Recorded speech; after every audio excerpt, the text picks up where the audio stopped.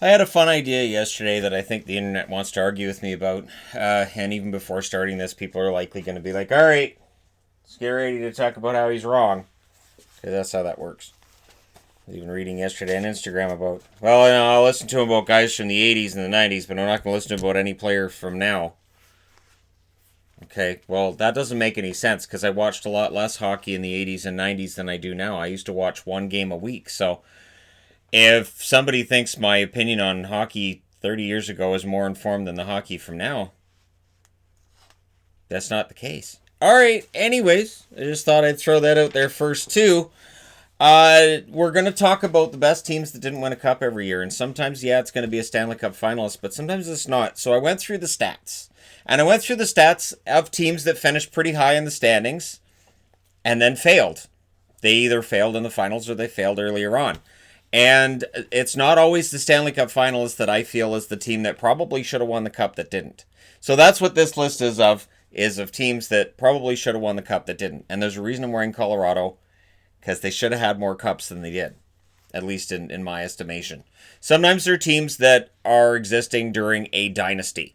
So it's during a dynasty, and that dynasty is going to shove you aside. Now, this goes from 1981 right through until 2019, so maybe hit pause, get yourself a beverage, get yourself a snack, and let's go. 1981, with 103 points and a team with 8 Hall of Famers, the New York Islanders were a dynasty, but Montreal, to me, was the best team that didn't win a Stanley Cup that year. I'm going with Montreal. The Montreal Canadiens, again, 8 Hall of Fame talents. They were pretty good. 1982, 111 points, 417 goals for that year, which set a record, I do believe. The Oilers, although there were some really high-scoring teams for Boston at that stage too. So yeah, the Oilers, 1982. They would, of course, win a Stanley Cup. And both of these teams would win Stanley Cups later. That's something we'll track. The Montreal Canadiens would win one in 86, after a lot of those guys are retired. And, of course, the Oilers would win one in 84. 1983, with 106 points, 4 Hall of Famers, and a young goalie named Pelle Lindbergh, I'm going with Philly.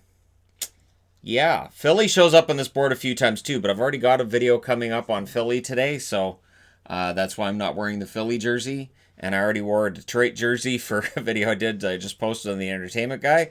So I'm not wearing Detroit either, but there are some teams that show up multiple times. The 1983 team, like I said, 4 Hall of Fame talents, and Pelle Lindbergh is their goaltender. Lindbergh was fantastic. Obviously, a short career due to a car accident, which tragically ended his life. A very brief moment, and it's gone. And that just, it was tough. It was tough in the hockey world at that point, and good on Bob Froese for coming through for Philadelphia the following year. 1984, with 104 points and 19 straight series wins, the best team that didn't win the cup in 84 was the Islanders. That 5th straight Stanley Cup final was finally their Waterloo, but I could not say they didn't deserve to be on there as the best team that didn't win a Stanley Cup. Now, it's the only time in this series that I put together here that the Islanders show up on the board. Just saying that straight out. 1985, with 113 points, Lindbergh had 40 wins that year. And it really looked like the Philadelphia Flyers were on their way. They went to the Stanley Cup Finals that year, lost to the Edmonton Oilers. This is a decade of dynasties.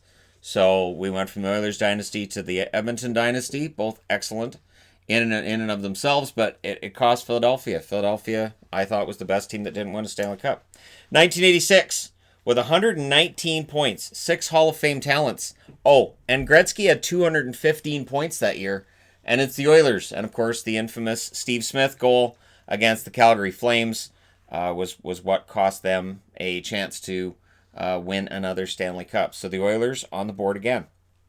And I believe this is the second and last time we see the Oilers on the board in this series. I just think this is a lot of fun to do because I just thought it was a really kind of a fun idea. And I'll come up with this is to replace the power rankings this week. So you guys can let me know in the comment section below what you think at the end of it. 1987, you see I said power rankings, now I'm ready to start counting them down. 1987 with 100 points, Tim Kerr had 58 goals, and Hextall had 37 wins. So after the tragic passing of Pelle Lindbergh, Hextall took over, and almost stole a Stanley Cup from the Edmonton Oilers. Really, really close, to the point where, yeah, you look at their overall numbers, I have to say Philadelphia was the team that, if not for the Oilers, yeah. And again, this is where people are going to say, well, it should be the Stanley Cup finalists. Well, no. If you're going to say the best team that didn't win the Stanley Cup each year, it's not necessarily the Stanley Cup finalists. And as we get closer to modern times, you're going to see as well, these are all modern times. It's not that long ago. Well, I guess it is for some of you, right? But when we get closer to present day, you're going to see some teams that didn't go to the Stanley Cup final. 1988, this team didn't go to the Stanley Cup final. They had 105 points, 4 Hall of Famers, and Hawk and Lube had 50 goals that year. The 87-88 Flames. Battle of Alberta was fantastic. Whoever won the Battle of Alberta had a good chance of winning a Stanley Cup in the 80s. And so for Flames fans, the late 80s was kind of rough. Because you knew the Norris Division winner was going to be a team you could have taken out in the playoffs. They should have played Edmonton in the conference finals.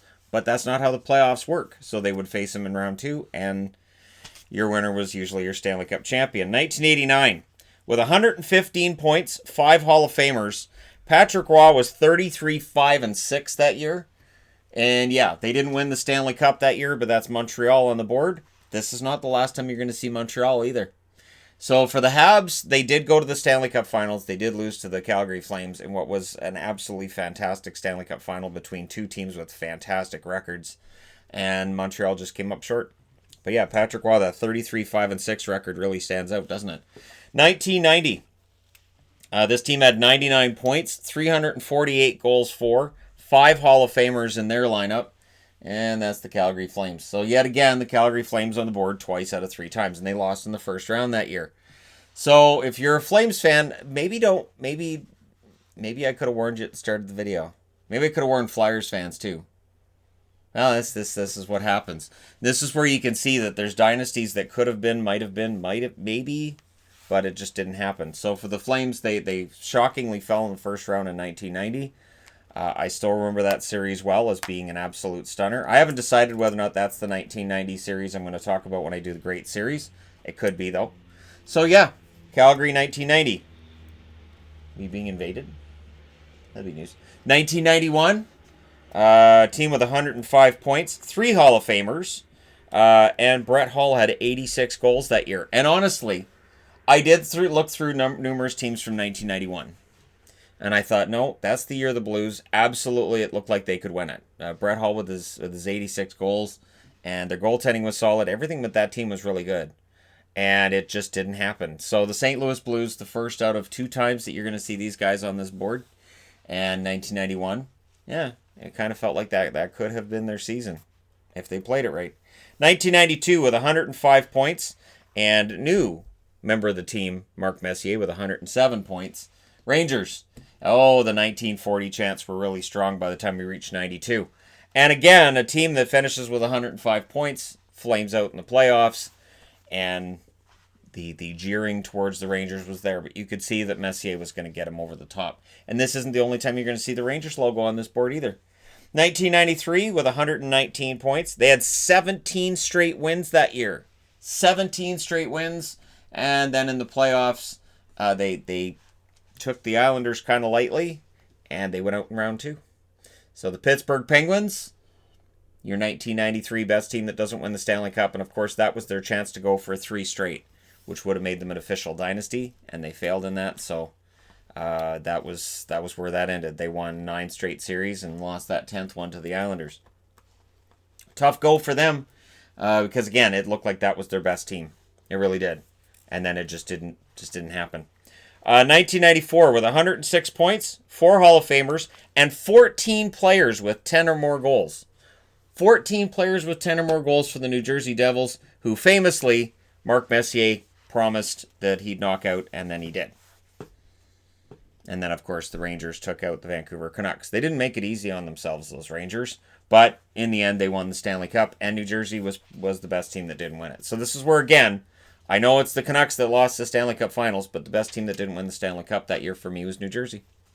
1995, and with a 30-13-5 record in a lockout-shortened season, Owen Nolan had 30 goals, and everything looked like it was on its way up. Now, here's where things get awkward. I don't have a Quebec Nordiques logo in this size, so I don't have a magnet in this size for the Quebec Nordiques, or one that looks like it'll fit. So I'm putting Colorado up there, which works because they moved to Colorado that summer and they won the Stanley Cup the next year. So it works in a way. And of course, they got Patrick Roy the year after, so it's fine to put up the Colorado logo because that's the last time that they played as the Quebec Nordiques. And then they ended up in Colorado. So they were soon to be the Colorado Avalanche in 95. 1996, with 131 points, 7 Hall of Famers, and the Russian 5, Detroit still not Stanley Cup champions. And that's the last year that we would say that about them. But that 131 points, when they didn't win it, it felt like they were never going to win it. It did. It felt like they were never going to win it. They were knocked out by the upstart Colorado Avalanche, who went on and did pretty well at Stanley Cup time. So, yeah, Detroit 1 year away from victory. And when we look at it, teams that haven't won the Stanley Cup since their logos are on the board, well, the Islanders haven't won it since 84, so they qualify. The Flyers haven't won it since 83, so they qualify. The Flames haven't won it since 1990, I should say. And that's it. It's an interesting thing to look at, too, right? 1997, with 107 points. Patrick Roy was 38, 15, and 7 that year. Colorado. The Avs won 2 Stanley Cups. They probably should have won more. But, again, they intersect with Detroit. And this was when I remember talking with friends of mine about how it looked like the Stanley Cup was just going to be exchanged between Colorado, Detroit, and New Jersey. They were the 3 best teams in the league. And that was kind of how it worked. 1998, 109 points, 5 Hall of Famers, and they only allowed 167 goals against. The very defensively sound Dallas Stars, who would break through the year after. But 1998, in my eyes, the best team that didn't win the Stanley Cup. And that was frustrating as a Dallas fan. Was, all right, here we go. No, Dallas, huh? Or Detroit, huh? Oh, all right, okay. 1999, with 98 points, 3 Hall of Fame talents on the roster. I've got Colorado again as the best team that didn't win the Stanley Cup. So that's 3 out of 5 years that I've got Colorado up there. And that's the last time you're going to see Colorado on this board. So again, and this is where it's fun. People can go through and pick and choose who they think was the best team that didn't win a Stanley Cup any given season. And I think it's a fun idea. 2000 with 114 points. Also with Pronger and McInnes. And I've talked about this in the recent St. Louis Best of series. And yeah, the Blues were the best team that didn't win the Cup that year. That was one heck of a team. It really was. And that was the year that when they lost it, that was the year that I said, well, they're never going to win it. If they can't win it with that roster, they're never going to win it. It's just not going to happen. Because remember, about 10 years earlier, St. Louis had been not favorites, but they had been one of the contending teams, and it just didn't work. And 2000, same thing, just didn't work. And I thought, nah, St. Louis is never winning it. And then, of course, 2019, they proved me wrong. And I'm glad they did. It sucks it was against Boston, but I forgive them for that. 2001, 111 points, 7 Hall of Famers, and Manny Legacy was 24, 5, and 3. And I thought that was an interesting stat because without that, Detroit's record wouldn't have been nearly as good. He actually was better than Osgood in terms of his record that year. Manny Legacy is a guy that's easy to forget, right? Although he was part of some pretty successful teams. So Detroit is on the board yet again. That's 2. And it's not the last time we're going to see Detroit on the board, because of course not. And it just underlines just how many Stanley Cups that Detroit team could have won. They could have won a lot, much like Colorado. 2002, with 100 points, they were 3rd in goals for in the NHL, and they won 2 Game 7s in the playoffs that year. And it just didn't happen. And in 2002, I have Toronto. Yep. I was kind of surprised by that myself. That I looked through teams from the 01-02 season. I'm like, you know what? Yeah, the Leafs. The Leafs had a pretty good feud going with the Ottawa Senators at that time. And Ottawa just couldn't quite beat them. 2003, 113 points. They had 5 20-goal scorers. And this is where Ottawa jumps in. Now, some of these teams are undone by goaltending. Some of these teams are undone by just not being able to get over the hump against a certain team. Ottawa, like I said, it was kind of Toronto. So, for me, Ottawa with those 113 points, it stands out. That was quite the team as well. They had a lot of really good players on that squad. And some of those guys are going to be in the Hall of Fame. They're just not there yet. So the Hall of Famer thing kind of falls by the wayside once we reach this point, because there are players who have recently retired or have retired a while ago, but they're eventually going to get to the Hall of Fame. So, yeah, Ontario, those are two teams right there, back-to-back years, that I look at and say probably the best team that didn't win the Stanley Cup. 2004, so this is just before the lockout, with 109 points, 6 Hall of Famers, but in the playoffs, they had Curtis Joseph and they had Manny Legacy, and famously, Detroit would lose in the playoffs. So Cujo went there with the idea of winning in the playoffs, and it didn't work. He wanted to win a Stanley Cup ring, and it didn't work. And then they go back to Dominik Hasek not long after that. And it was ugly. And it was ugly partly because Detroit was so good during the regular season. And then come postseason, things kind of fell apart. But it was a great roster. Really, really good roster. And yeah, they just couldn't seal the deal in the playoffs. But for me, the best team that didn't win it that year. 2006, so coming out of the lockout, wiped out season with 110 points and 11 players with 10 or more goals.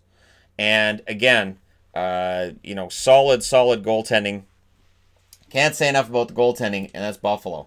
And if you're saying, well, why aren't there Buffalo logos on there? Why is it different? It's different because the Buffalo logos are previously spoken for on another video that I'm doing later today. So Buffalo, it's the only time you're going to see them on the board. And to me, 06 was the year. 06 was the year. And again, Sabres fans, you guys can chime in with which year you thought was the best chance. But to me, that was the year. 110 points. And Hasek and all that other wonderful stuff. 2007. Or no, it wasn't Hasek then. Be wrong, right? Sorry about that. 2007, 113 points. And Hasek, 38, 11, and 6. And it's Detroit again. So in this row, Detroit shows up 4 times and Colorado 3 times. That's not too bad. That tells you just how strong those teams were and for how long. The first time Detroit shows up is 96, and in 07, I still have them up there as probably the best team that didn't win the Stanley Cup that year.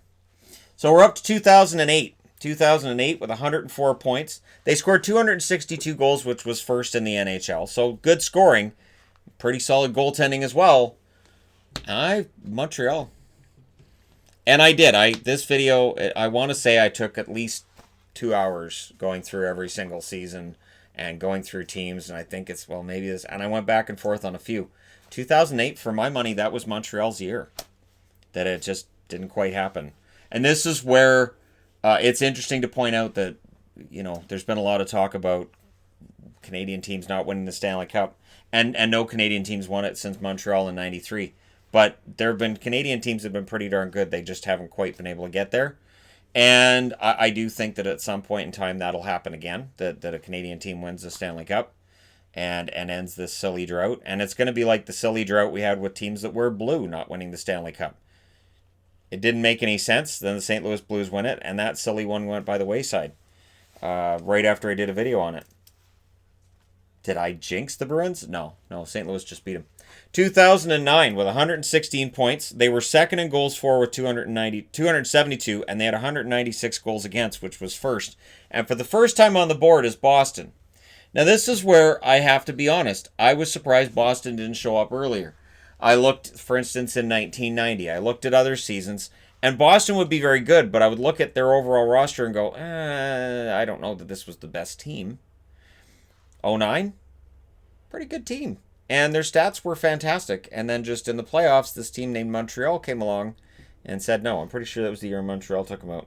I didn't put up all who eliminated these teams, because then that distracts from the point of this video, which is just me saying, looking these teams over, I think this was the best team not to win the Stanley Cup. Because if we put up everybody that knocked them out, then it becomes, if you guys want to formulate some kind of a table of which teams knocked out the teams that I say are the best teams not to win the Stanley Cup, you might have time. 2010, 121 points, and Ovechkin was 50 goals, 59 assists, 109 points good. And this is right about where I started to say, so the Capitals are never winning a Stanley Cup. This is when that started for me. You guys can let me know when you started thinking that, if it was the 80s, the 90s. But I started thinking they're never going to win it. Because that year, it looked like it was theirs. And then this team called Montreal came along. I have a feeling Montreal took out a few of these teams. Anyways, yeah, the Washington Capitals fell by the wayside. And it wasted a fantastic season from Ovechkin and from everybody else. And it also reminded me, looking back at all this, that Jose Theodore had a good run as the Capitals starting goaltender. In the playoffs, things would turn out different. Varlamov would jump up and be the hero, but yeah, Jose Theodore had a good run as a Capitals goaltender. 2011, with 117 points, Luongo was a 928. Schneider was a 929 during the regular season. And yes, so for Vancouver fans, yeah, Vancouver in 2011, absolutely. But one thing that I keep seeing, and one of the reasons that this video exists, is I always see this: Vancouver's the best team ever to not win a Stanley Cup. I don't know. I would have to really look over season by season data. They were a very good team for 3 or 4 years there, but best team to never win a Stanley Cup, I don't know. I would need to see some more data on that, because again, how do you measure that? Does that mean that for teams that were really good during a certain era, but they won a Stanley Cup 30 years ago, that then you go, well, they've won cups before? Does it have to be a team that never won a Stanley Cup to go that way? Or is this just they were the most talented roster of their generation not to win a Stanley Cup? Because again, I think that would be debatable. And I would think, sometimes when I see that headline, I go, it seems kind of clickbaity. But, you know, that's the thing. I do think that in 2011, yeah, they were the best team that didn't win the Stanley Cup. They went to Game 7, and we know what happened. 2012, 109 points. And Lundqvist had a .930 save percentage and a 1.97 goals against. I don't usually talk about goals against, but I thought since it was below 2, it was noteworthy, as this is not during dead puck era. Yeah, the New York Rangers, pretty good that year, and just didn't quite get there. They ended up, I think they were 1 point short of the President's Trophy. They were 2 points short of the President's Trophy. The Canucks had 111 points that year. But the Rangers were the better team. I thought the Rangers were the better team that year all year. So that's part of the reason why I set this up the way that I did, because being the highest team in the standings doesn't necessarily mean that you're the best team. Not always. 2013, 36-12 record that year. No overtime losses. Crosby, 36 games played, 15 goals, 41 assists, 56 points. And there's Pittsburgh again. The Penguins don't show up on the board a lot because they usually just win the Stanley Cup. That's a much easier way to do it than ending up not winning it, I guess. And when they're pretty good, they manage to prove it. And not only that, but Pittsburgh's not a team that wins a lot of President's Trophies and dominates during the regular season. They win when it matters in the playoffs. And so, again, Pittsburgh on the board in 2013. 2014, with 117 points.